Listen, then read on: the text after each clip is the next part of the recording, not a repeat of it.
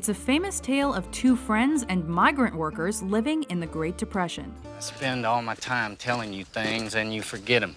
I remember about the rabbits. Welcome to WatchMojo.com, and in this installment of Mojo Notes, we'll be exploring 10 things you should know about John Steinbeck's Of Mice and Men. I got you to look after me, but then you got me to look after. But tell about how it's gonna be. Number 10. About the author.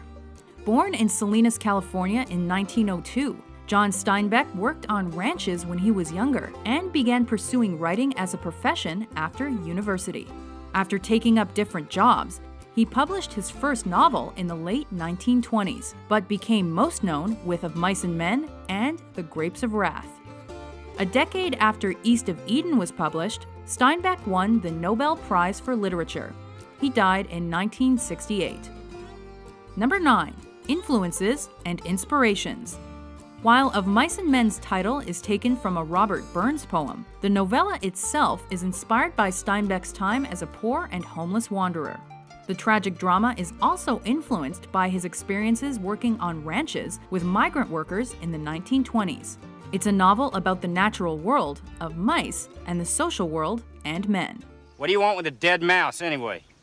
I was just petting it with the fingers while we was walking along. Yeah, well, you ain't petting no mice when you walk with me. Number 8. Settings and era. The novella is set during the Great Depression, which was a time of great economic decline, poverty, and racism. Though people all over the U.S. were looking for work, the story takes place in Soledad, California, and more specifically around a ranch near the Salinas River. Since many people felt alone and were distrustful of others, friendships were hard to come by. What stake you got in this guy? You taking his pay away from him? Of course I ain't. I never see one guy go to so much trouble for another guy. I'd just like to know what your percentage is. Number 7. Plot.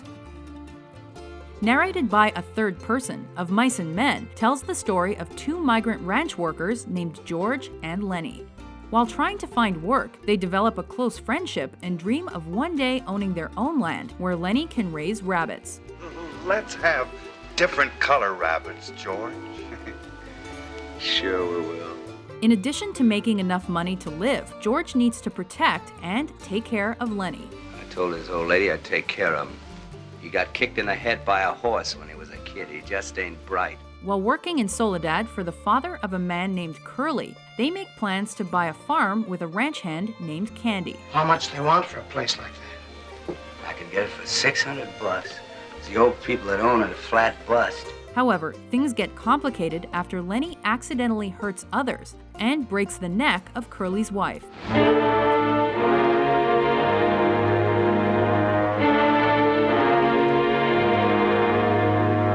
In order to prevent Lennie's murder by the ranch hands, George ends his friend's life. Yeah, I can see it. Right over there. George, I can see it. Number 6. George Milton. George is a migrant field worker who's clever despite a lack of education. I must have lost it. You never had none. I got them both here. Think I'd let you carry your own work card? He's Lennie's guardian and shares with him the dream of one day owning a ranch. Someday, we're gonna get the jack together, and we're gonna get a little house, and a couple of acres, and a cow, some chickens, pigs. And rabbits. Go on, George. Tell about the rabbits in the cages, and the rain in the winter, and the stove, and the cream in the milk so thick you can hardly cut it with a knife. He's usually cautious with Lennie because he knows that his friend doesn't understand all that he should, and that he can't always control his strength. Just wanted to touch that girl's dress, because it looks so nice and soft. Just wanted to pet it like it was a bird or a rabbit. Then what'd you hold on for when she started yelling her head off? Why didn't you let go? But he's also hopeful, responsible, and idealistic. If I was bright, if I was even a little bit smart, I'd be having a place of my own, be bringing in my own crops. Instead of doing all the work and not getting what comes up out of the ground. George demonstrates his compassionate side when he shoots Lennie to save him from the angry mob. I ain't gonna let him hurt Lennie. Number 5. Lennie Small. Both ends the same. Why is both ends the same, George? Despite being a big, innocent man, Lennie is slow-minded and can't control his own strength.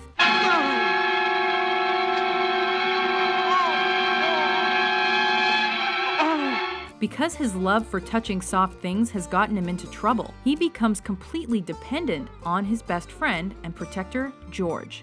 After Lennie unintentionally kills Curley's wife, he becomes the target of the ranch hands, but George shoots him before he can meet his cruel death. Number 4. Other characters: Candy, Curley, and Slim. Candy is an old, one-handed handyman who offers to chip in with George and Lennie when they purchase their own land. Since he's attached to his old dog, he appears to be a passive character. Slim is one of the most appreciated ranch hands on the farm and drives the mule team.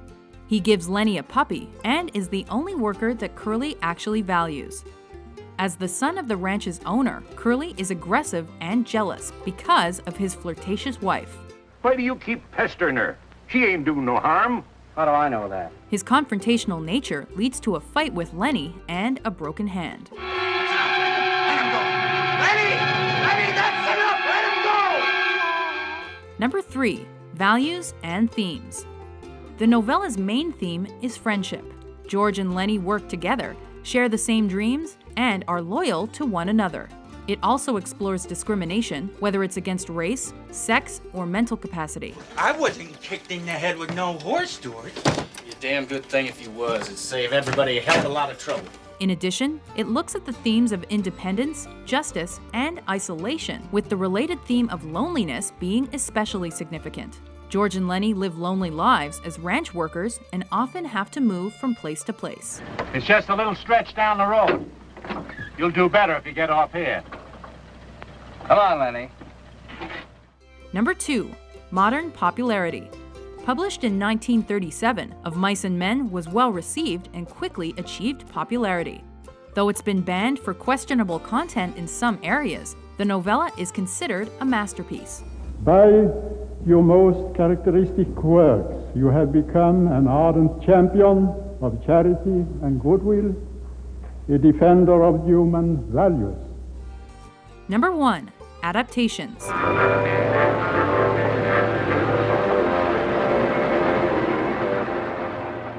While it's been adapted for other media, Of Mice and Men is probably most well known for its screen versions. Notable adaptations include the Oscar-nominated 1939 movie and the Gary Sinise-directed 1992 film. George, where are we gonna go now? I don't know. Do you agree with our list? What's your favorite piece of Mice and Men trivia? For more informative top 10s published every day, be sure to subscribe to WatchMojo.com.